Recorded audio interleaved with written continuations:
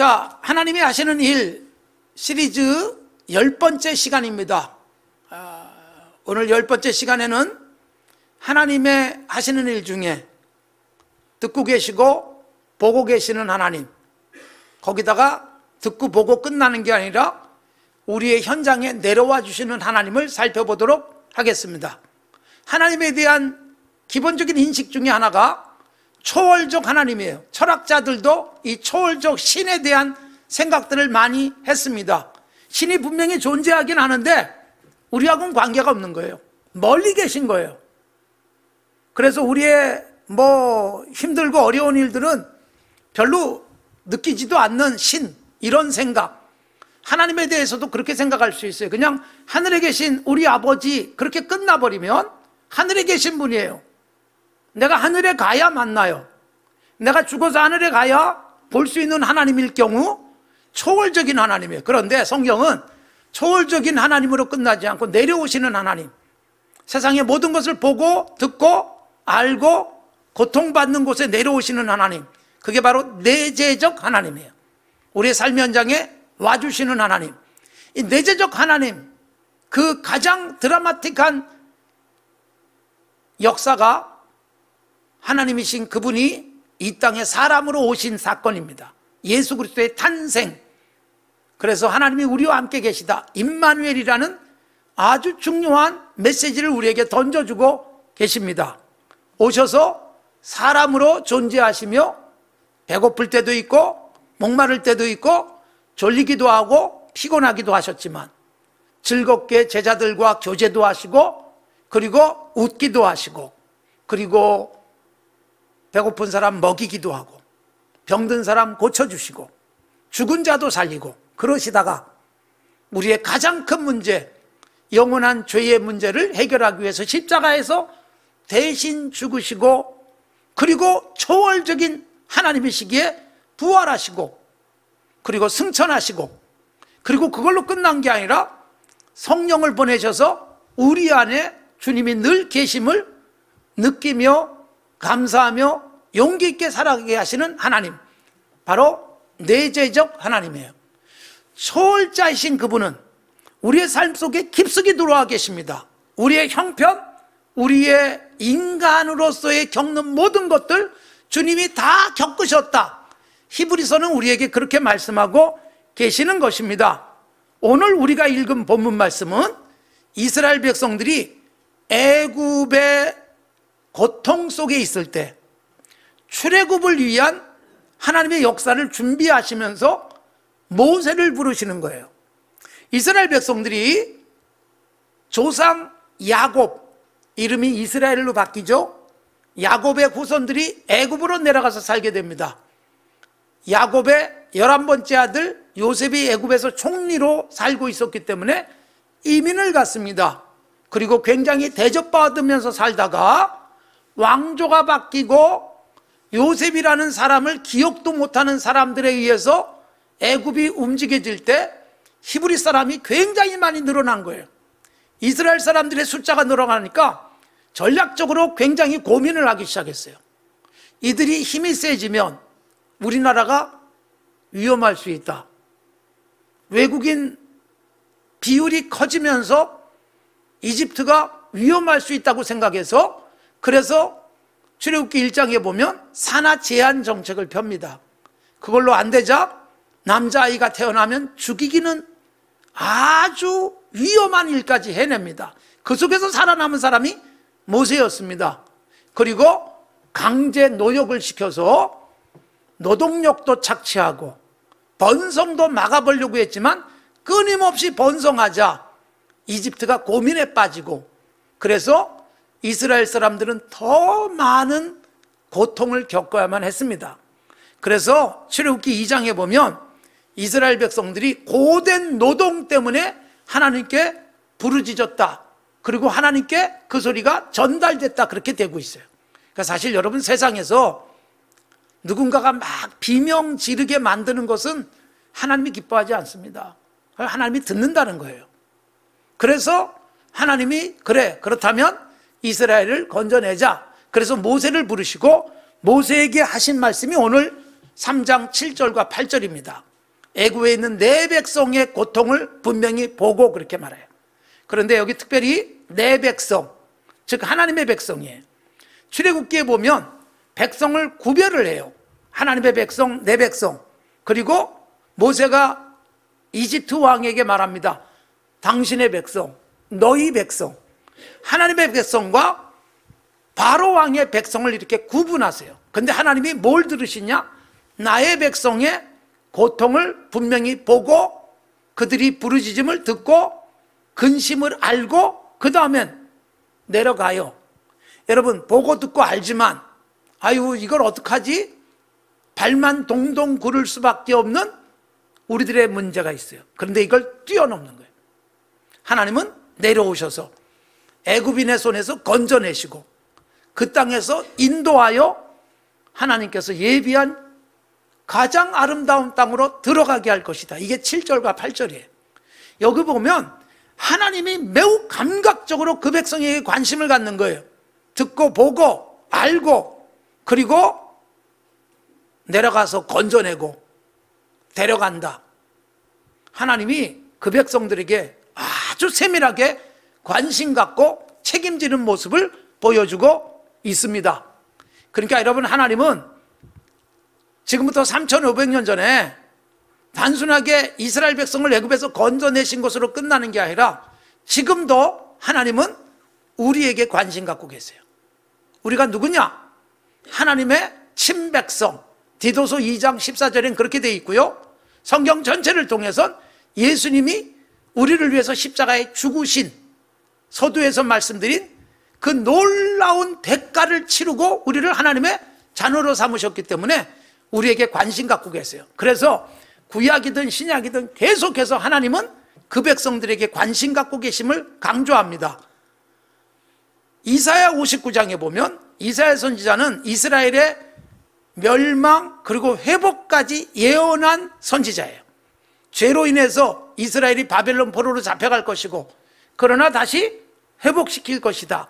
이걸 예언하는 중에 이스라엘 백성들의 회복에 대한 말씀을 주실 때 이사야 59장 1절에 보면 여호와의 손이 짧아서 구원하지 못하시는 것이 아니다. 귀가 둔해서 듣지 못함도 아니다. 그 말씀이 있어요. 그러니까 이스라엘 백성이 하나님 앞에 죄를 짓고 그래서 바벨론의 포로로 잡혀갔는데 거기서 하나님 앞에 그렇게 탄식할 수 있어요. 하나님이 우리를 구원할 힘이 없으신가? 하나님이 우리의 부르짖음을 못 듣는가? 아니다라는 거예요.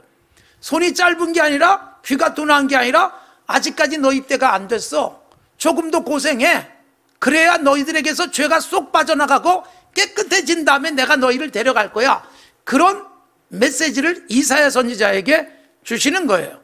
하나님은요, 그 백성들에게 관심 갖고 지금도 지켜보십니다. 오늘 우리가 교독한 말씀이 그런 거예요. 주께서 나를 아시는데 앉고 일어섬도 하시고 멀리서도 생각까지 하시고 그리고 모든 행위를 모르는 게 없다. 우리가 하는 말조차도 다 듣고 계신다. 그렇게 말씀하고 있습니다. 실제로 그렇습니다.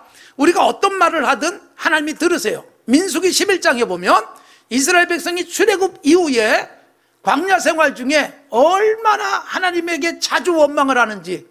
사실은 원망의 대상이 하나님이 아니라 모세예요. 하나님이 세운 지도자를 향해서 원망하는데 못된 말이에요.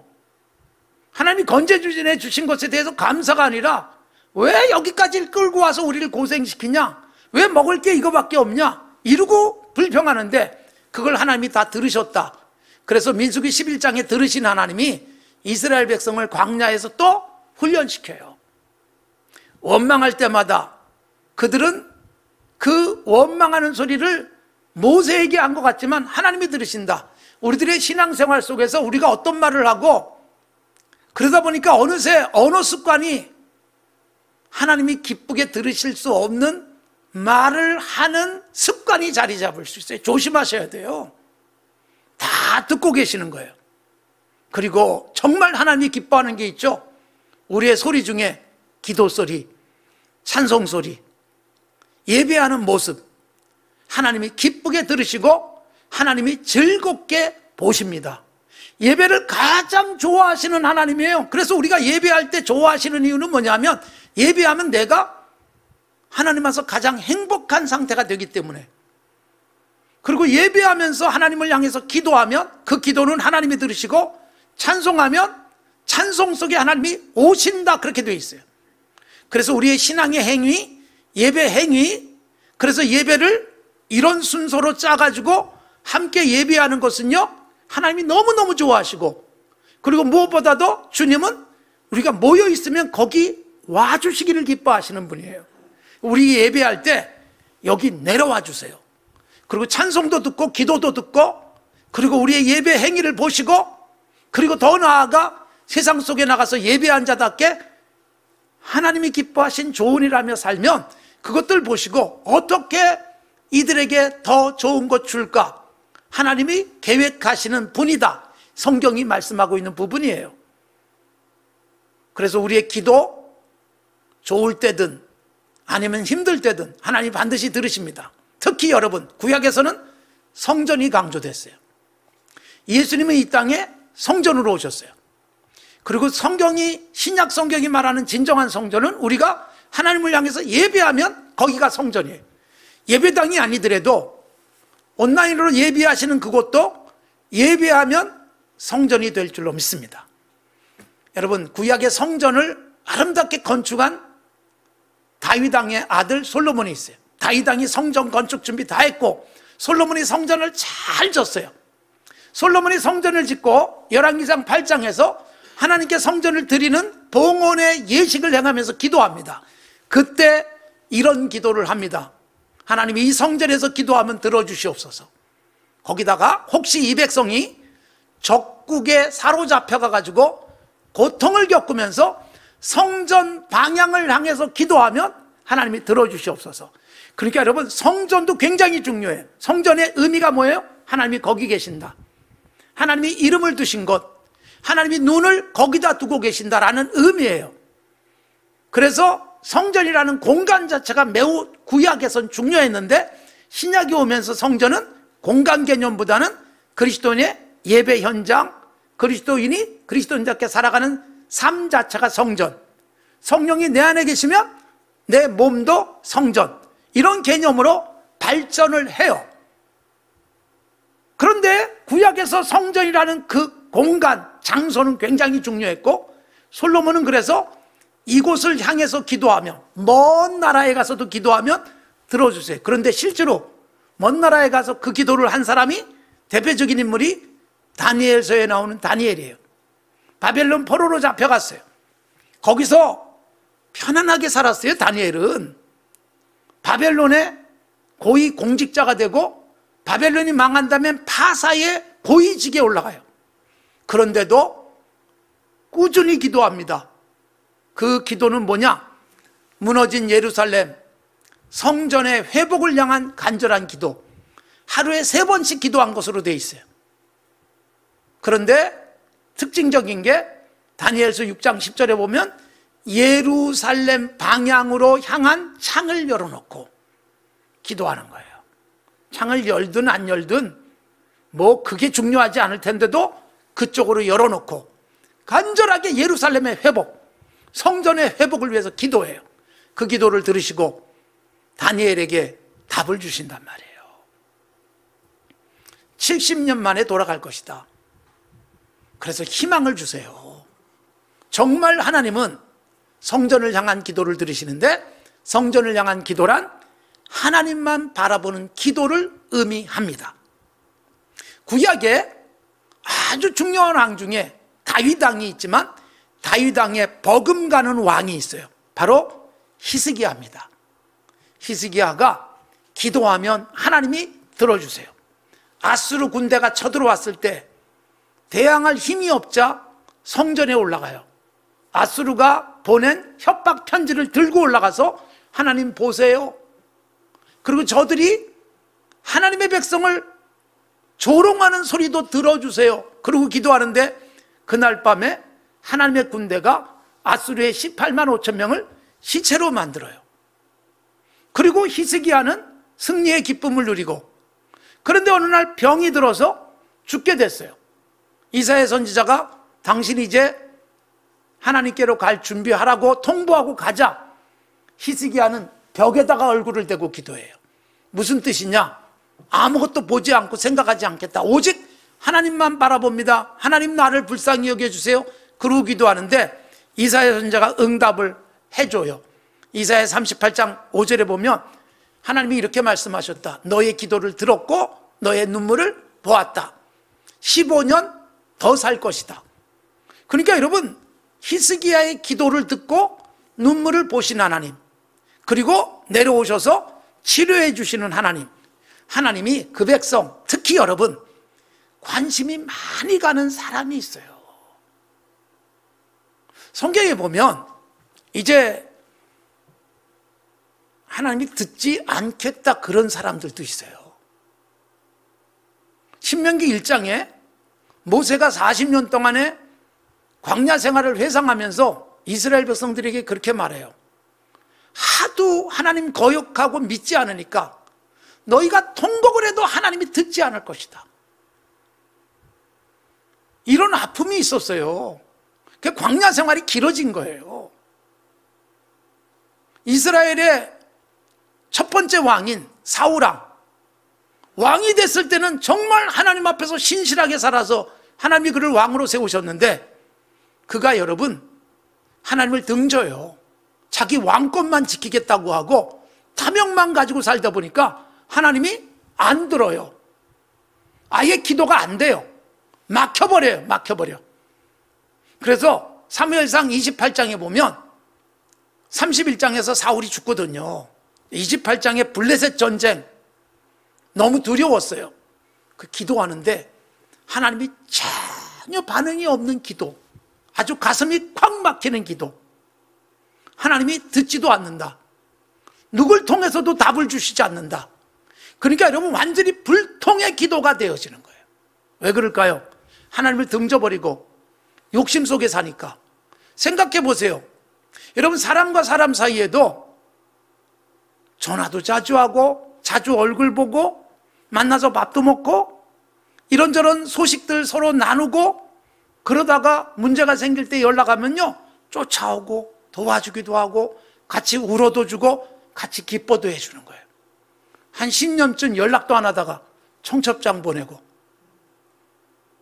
어느 날 갑자기 부고가 오고 여러분 아무 반응이 없을 수 있어요. 사람 사이에도.